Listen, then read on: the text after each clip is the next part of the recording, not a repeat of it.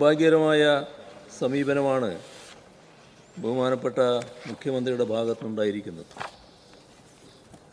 അദ്ദേഹം പ്രശ്നത്തിൻ്റെ വിശദാംശങ്ങളിലേക്ക് കടക്കാതെ ഒരു മുഖവുര പറഞ്ഞു നിർത്തുന്ന നിലയാണ് സ്വീകരിച്ചത് എന്നാണ് തോന്നുന്നത്. സർ, ഇവിടെ പെട്രോൾ ഡീസൽ വില വർധനവ് അതീവ ഗുരുതരമായ പ്രതിസന്ധി സൃഷ്ടിച്ചിരിക്കുന്നു.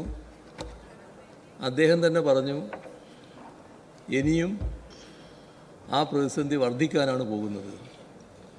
അത്രയും ഗുരുതരമായ സാഹചര്യം.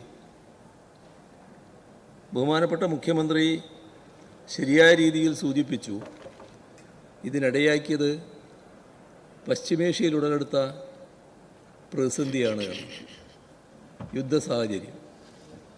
സർ, യുദ്ധത്തിന് മുൻപ് ഉള്ള 3 വർഷം എണ്ണവില വീപ്പക്ക് $70 പക്ഷേ അപ്പോഴും നമ്മുടെ രാജ്യത്ത് എണ്ണവിലയിൽ ഒരു കുറവുണ്ടായില്ല. വർധനവ് ആ സമയത്ത് നിലനിൽക്കുകയായിരുന്നു.